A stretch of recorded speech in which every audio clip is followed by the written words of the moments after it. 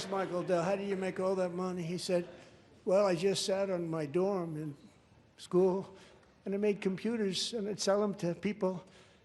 And I just kept selling and selling and selling, and pretty amazing story. That's called the American dream. He sold a lot of computers, a lot of those laptops, so I congratulate him on that, but I really thank him and Susan, as well as others like Brad Gerstner, a very tremendous guy. He was behind it right from the beginning. Brad Gerstner, thank you, Brad.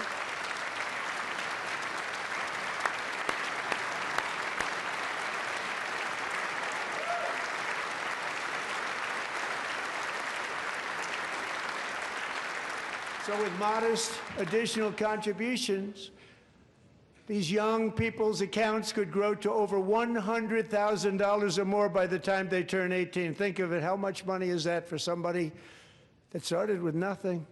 Over 100,000, could be much more than that.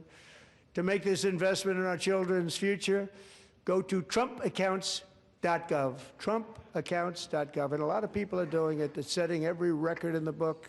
It's popular. They knew what it was going to take. I'm so proud of them. I'm so proud of the people that got it started. And now it's just taken off. One of the primary reasons for our country's stunning economic turnaround, the biggest in history, where the Dow Jones broke 50,000 4 years ahead of schedule, and the S&P hit 7,000, where it wasn't supposed to do it for many years, were tariffs. I used these tariffs, took in hundreds of billions of dollars to make great deals for our country, both economically and on a national security basis. Everything was working well. Countries that were ripping us off for decades are now paying us hundreds of billions of dollars. They were ripping us so badly, you all know that. Everybody knows it. Even the Democrats know it. They just don't want to say it. And yet these countries are now happy, and so are we. We made deals. The deals are all done. And they're happy. They're not making money like they used to, but we're making a lot of money. There was no inflation, tremendous growth, and the big story was how Donald Trump called the economy correctly, and 22 Nobel Prize winners in economics didn't. They got it totally wrong. They got it really wrong. And then just 4 days ago, an unfortunate ruling from the United States Supreme Court. It just came down. It came down. Very unfortunate ruling. But the good news is that almost all countries and corporations want to keep the deal that they already made, right, Scott? Knowing that the legal power that I, as president, have to make a new deal could be far worse for them, and therefore they will continue to work along the same successful path that we had negotiated before the Supreme Court's unfortunate involvement.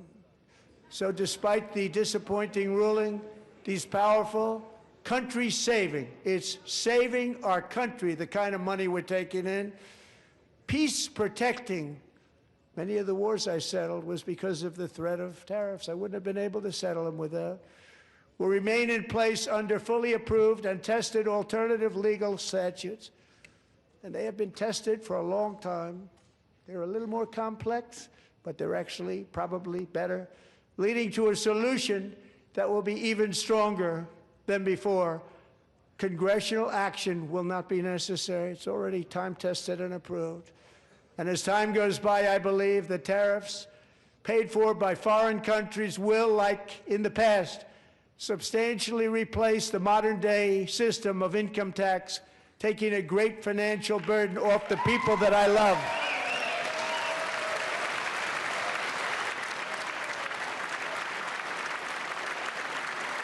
Right?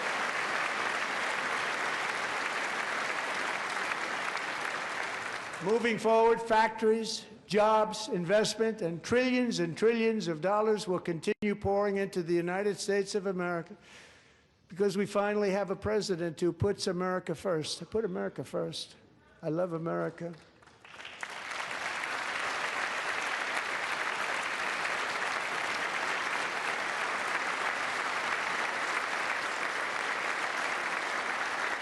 For decades before I came along, we had the exact opposite.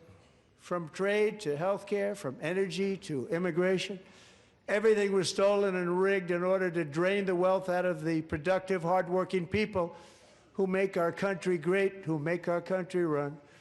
Under Biden and his corrupt partners in Congress and beyond, it reached a breaking point with the Green New scam, open borders for everyone.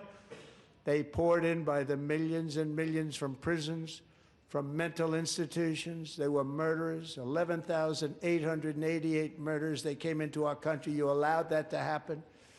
And record-setting inflation that cost the typical family $34,000 in just a speck of time.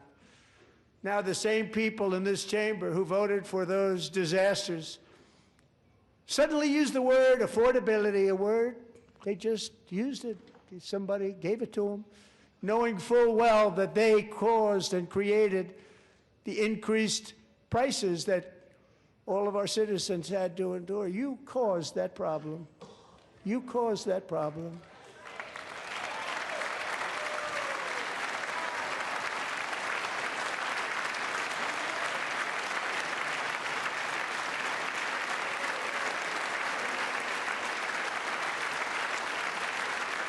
They knew their statements were a lie. They knew it.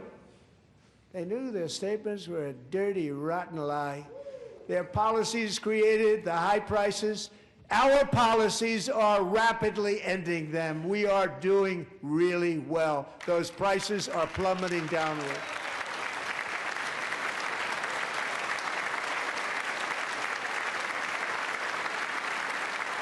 The price of eggs is down 60%, Madam Secretary, thank you.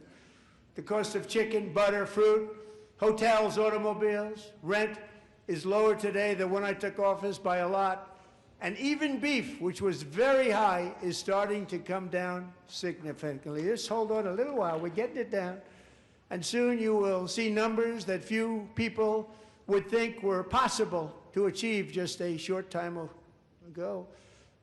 Nobody can believe when they see the kind of numbers, and especially energy, when they see energy going down to numbers like that, they cannot believe it. It's like another big tax cut. I'm also confronting one of the biggest ripoffs of our times, the crushing cost of health care caused by you. Since the passage of the Unaffordable Care Act, sometimes referred to as Obamacare, big insurance companies have gotten rich. It was meant for the insurance companies, not for the people. With our government giving them hundreds and hundreds of billions of dollars a year as their stock prices soared 1,000, 1,200, 1,400, and even 1,700%, like nothing else. That's why I introduced the great health care plan. I want to stop all payments to big insurance companies and instead give that money directly to the people so they can buy their own health care, which will be better health care at a much lower cost.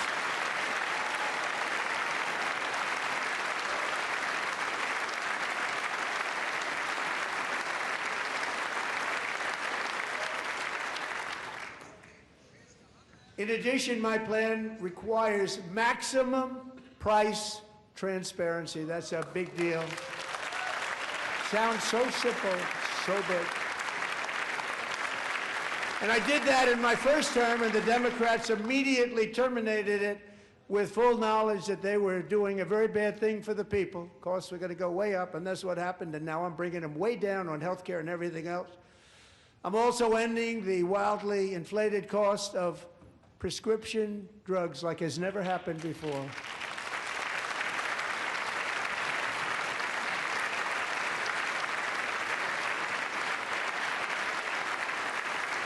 Other presidents tried to do it, but they never could. They tried.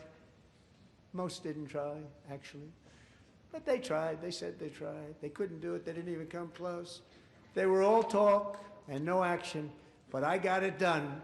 Under my just enacted most favored nation agreements, Americans who have for decades paid by far the highest prices of any nation anywhere in the world for prescription drugs will now pay the lowest price anywhere in the world for drugs. Anywhere, the lowest price.